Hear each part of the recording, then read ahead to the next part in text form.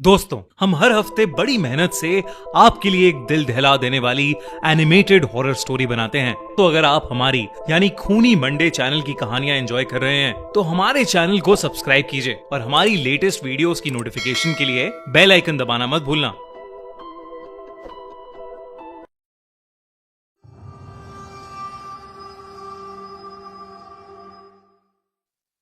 भूतिया फ्लैट। 1991 में सचिन के पापा विनोद अपनी पुरानी जॉब छोड़कर एक नई जॉब करने लगे, जिसके सिलसिले में पूरी फैमिली को उत्तर प्रदेश के फैजाबाद में शिफ्ट होना पड़ गया।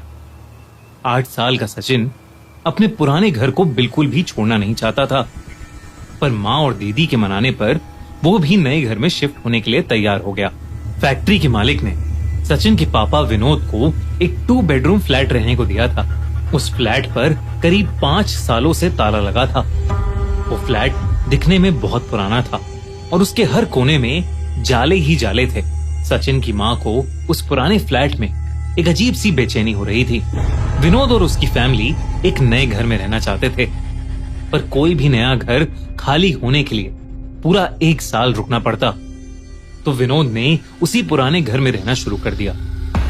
लेकिन उस घर में पहले ही दिन से अजीबोगरीब चीजें होनी शुरू हो गई थीं। जाले हटाने के बावजूद हर दिन फ्लैट के कोनों में जाले अपने आप ही वापस आ जाते थे।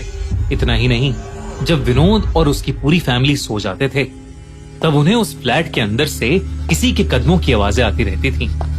घर में घुसते ही पहले दिन सचिन ने बाथरूम की दीवार पर एक बड़ा सा जलने का निशान देखा था।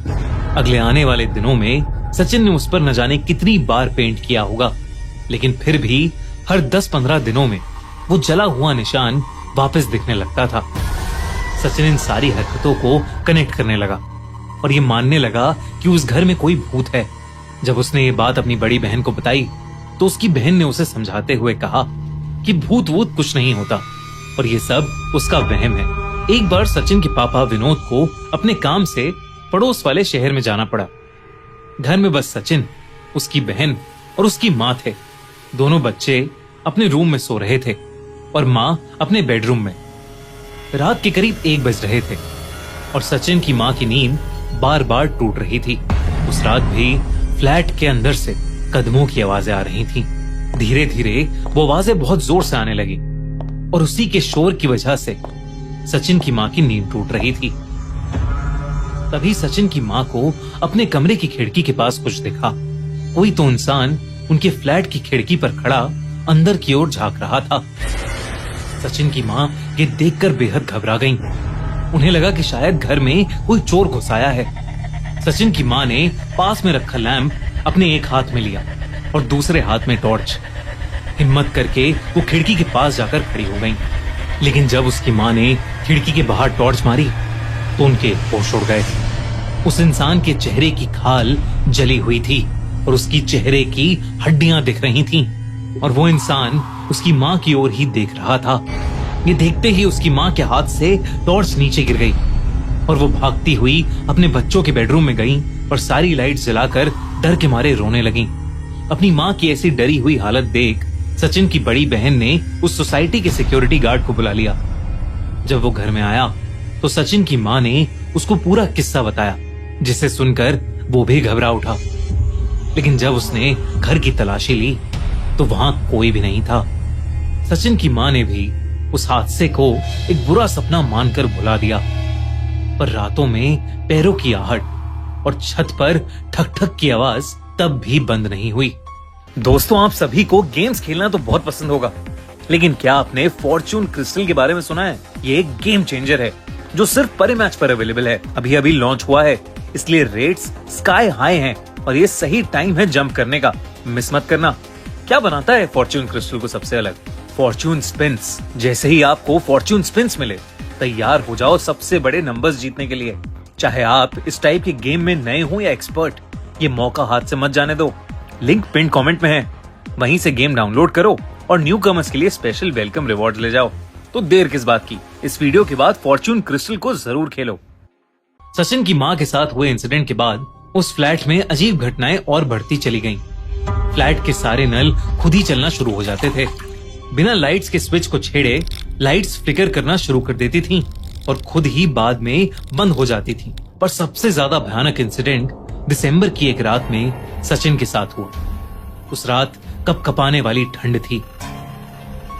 सचिन और उसकी बहन एक मच्छरदानी के अंदर अपने बिस्तर पर सो रहे थे।